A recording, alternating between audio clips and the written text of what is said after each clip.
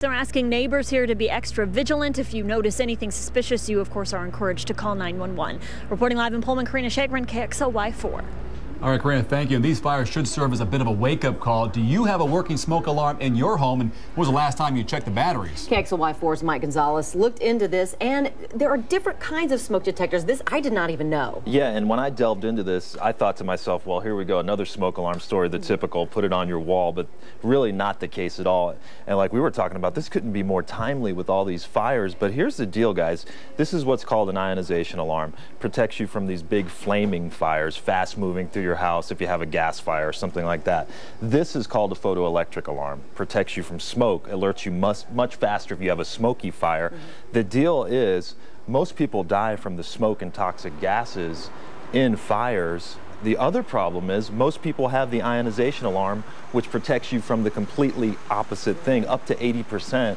And up to 80% of the people who die in house fires, 3,000 every year, die from these toxic gases. So here's the interesting thing. We're going to show you some video of some of the testing that we did with the Spokane Fire Department. They took us through tests. We tested both alarms, and both alarms tested exactly the way we thought. It's a real eye-opener, because when you think to yourself, most people have this ionization alarm in their home, which is not protecting you from what you need to be protected from. So check it out at 6. It is really interesting. It was an eye-opener for me, and you know what it did, guys? It forced me to change what I had on my walls. All right, well, that's really important. We'll see you at 6 o'clock. All right.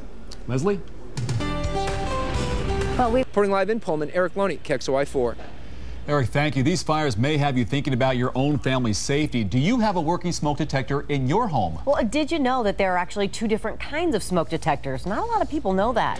Tonight, in a KXLY4 Focus, Mike Gonzalez is here with why not knowing the difference is dangerous. Yeah, this couldn't be more timely with all these fires, you know, and as we delved into this, it got more and more amazing what people didn't know. And with this story, we weren't trying to prove that smoke detectors don't work, because they do, and you definitely need them in your home. But here's the interesting thing. There are 2 types of smoke detectors, and knowing that could save your life.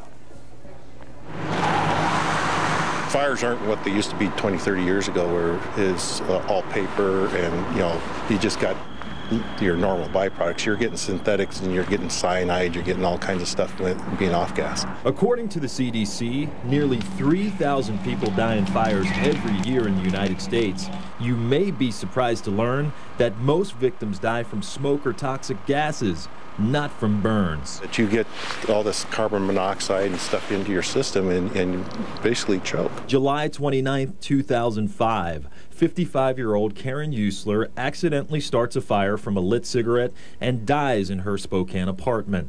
Later that same year, former Spokane County Sheriff Deputy Rick Starr was found dead in his home after an accidental blaze is set in his kitchen. December 3, 2006, smoke and flames engulfed the home of 3-year-old Taylor Dolly. 3 days later, she dies from her injuries. Investigators say in all these tragic incidents, smoke inhalation was a major factor in their deaths. This type of smoke detector is in most homes across Washington and Idaho. It's called an ionization detector. The scary thing is, it may not be protecting you from smoke at all. That's because ionization alarms respond faster to flaming fires, like those involving paper or flammable liquids. But remember, most people die from smoke and toxic gases, not from big flames. At nighttime, when you're asleep, your senses kind of shut off for the night, and you're not going to smell or feel anything going on. And like this horrific fire in Moses Lake that killed Daniel Villarreal and 2 of his children this past September. While the exact cause has not been determined, investigators believe a baseboard heater touching a couch may have started the fire. A smoke detector was found in the home, but it's unclear if it was working. Investigators believe 5-year-old Natalie and her 7-year-old brother Dante were overcome by smoke well before fire consumed the home. Their father Daniel died trying to rescue them. The important thing to know is there's another type of smoke detector called a photoelectric alarm. It alerts you much faster to slow-burning smoky fires. We came here to the Spokane Fire Department's training center to test both alarms out. Our first test involved an open flame fire. The 3 detectors on the left are ionization smoke alarms. On the right, a carbon monoxide detector and 2 photoelectric alarms. Just 2 minutes after setting this chair ablaze, the carbon monoxide detector and 3 ionization alarms go off. After several minutes of waiting, not a sound from the photoelectric alarms. But remember, photoelectric alarms are designed to go off in smoky, smoldering fires, not fast flaming ones. Test 2 involves a smoldering fire. Chief Bob Hanna sets up 4 brand new smoke alarms I purchased the day before. 2 are ionization detectors, 2 are photoelectric detectors, and there's a carbon monoxide detector as well.